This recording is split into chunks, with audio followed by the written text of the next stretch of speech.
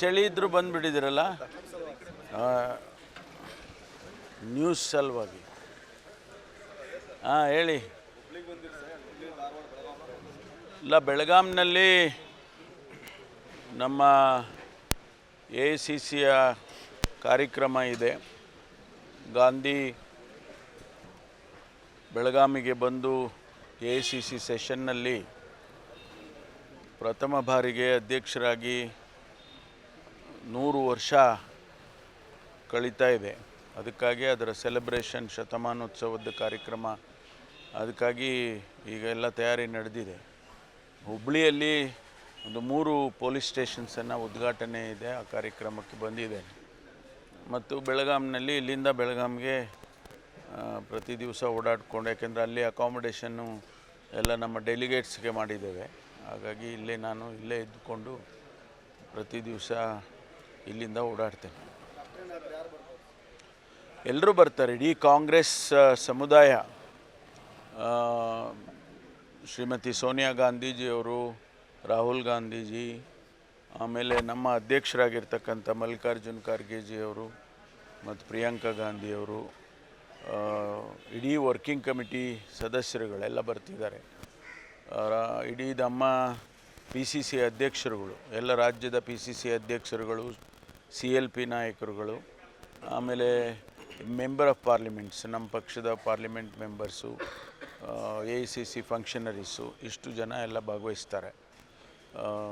ಇದು ಒಂದು ಐತಿಹಾಸಿಕವಾದಂಥ ಕಾರ್ಯಕ್ರಮ. ಅದಕ್ಕಾಗಿ ನಾವು ಇದನ್ನು ಸೆಲೆಬ್ರೇಟ್ ಮಾಡ್ತಾಯಿದ್ದೀವಿ.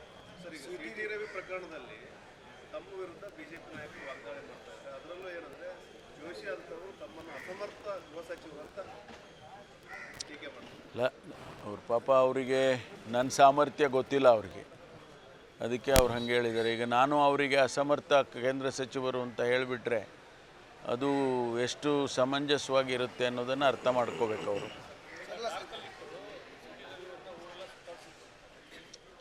ನೋಡಿ, ನಾನು ಈಗ ಅದ್ರ ಬಗ್ಗೆ ಹೆಚ್ಚು ವ್ಯಾಖ್ಯಾನ ಮಾಡೋಕ್ಕೆ ಹೋಗೋದಿಲ್ಲ. CIDಗೆ ತನಿಖೆಗೆ ಆದೇಶ ಮಾಡಿದ್ದೇನೆ. ಈಗ ಅದರ ತನಿಖೆ ನಡೆಯುವಾಗ ನಾವು ಯಾವುದೇ ಹೇಳಿಕೆಗಳನ್ನು ಮತ್ತು ಸ್ಟೇಟ್ಮೆಂಟ್ಗಳನ್ನು ಕೊಡೋದಕ್ಕೆ ಬರೋದಿಲ್ಲ. ಅದು ಅದರಿಂದ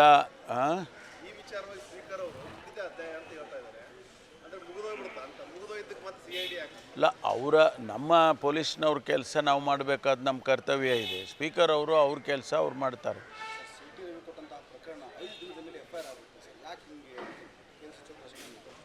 ಇಲ್ಲ, ಅದು ಎಲ್ಲ ಅಲ್ಲಿಯ ಸಾಧಕ ಬಾಧಕಗಳನ್ನು ನೋಡಿಕೊಂಡು ಸ್ಪೀಕರ್ ಅವರು ಅವರ ಅಭಿಪ್ರಾಯಗಳನ್ನು ತಗೊಂಡು ಅದೆಲ್ಲ ಪ್ರೊಸೀಜರಲ್ಲಿ ಮಾಡುವಾಗ ಸ್ವಲ್ಪ ಡಿಲೇ ಆಗ್ಬೋದು, ಆದರೆ ಅದನ್ನು ಸರಿಯಾದ ರೀತಿಯಲ್ಲಿ ಮಾಡಬೇಕು. ಅದಕ್ಕಾಗಿ ನಾವು ಇವತ್ತು COD ಕೊಟ್ಟಿದ್ದೇವೆ.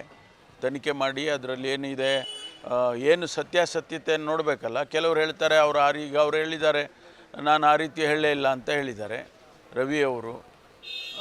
ಆದರೆ ಅಲ್ಲಿ ನಡೆದಿರೋದೇ ಬೇರೆ ಅಂತ ಬೇರೆಯವರು ಹೇಳ್ತಾರೆ. ಸಾಕ್ಷ್ಯಗಳು ಪಕ್ಕದಲ್ಲಿದ್ದವರೆಲ್ಲ ಕೇಳಿಸ್ಕೊಂಡವರು ಅವರು ಹೇಳ್ತಿದ್ದಾರೆ. ಇದೆಲ್ಲ ತನಿಖೆ ಆಗಬೇಕಲ್ಲ, ಅದಕ್ಕಾಗಿ COD ಆದೇಶ ಮಾಡಿದೆ. ಮಹಿಳಾ ಸಿಬ್ಬಂದಿಗಳು ಪತ್ರ ಬರೀತಾರೆ ಸರ್, ನಮಗೆ ರಕ್ಷಣೆ ಕೊಡಿ, ಓರ್ವ ಪೊಲೀಸ್ ಅಧಿಕಾರಿ ನಮ್ಮ ಮೇಲೆ ಲೈಂಗಿಕ ಕಿರುಕುಳ ಮಾಡ್ತಿದ್ದಾರೆ ಅಂತೇಳಿ ರಾತ್ರಿ ನಿಮ್ಮ ಮೇಲಾಧಿಕಾರಿಗಳು ಹೋಗ್ತಾರೆ, ಕ್ಲೀನ್ ಚಿಟ್ ಕೊಡುವಂಥ ಕೆಲಸ ಮಾಡ್ತಾರೆ. ನಂತರ ಅದೇ ಪೊಲೀಸ್ ಅಧಿಕಾರಿ ವಿರುದ್ಧ ಅಕ್ಟೋಬರಲ್ಲಿ ಅವರು ಮಹಿಳೆ ಪತ್ರ ಬರೀತಾಳೆ, ನನಗೆ ಲೈಂಗಿಕ ಕಿರುಕುಳ ಅದೇ ಬೇಕಾದಂಥ ದಾಖಲೆಗಳನ್ನ ಈಗಾಗಲೇ ಸಲ್ಲಿಕೆ ಮಾಡಿದ್ದೀನಿ, ಆದರೂ ನ್ಯಾಯ ಕೊಡಿಸ್ತಿಲ್ಲ ಅಂತ.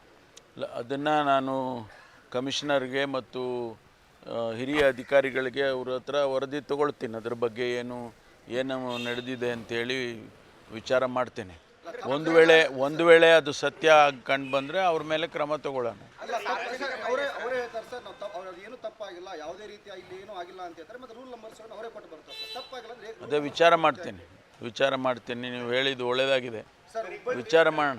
ಮಂತ್ರಿಮಂಡಲದಲ್ಲಿ ಸಮಂಜಸ ಇದೆ, ಎಲ್ಲರಿಗೂ ಹೊಂದಾಣಿಕೆ ಸರಿ ಇದೆ.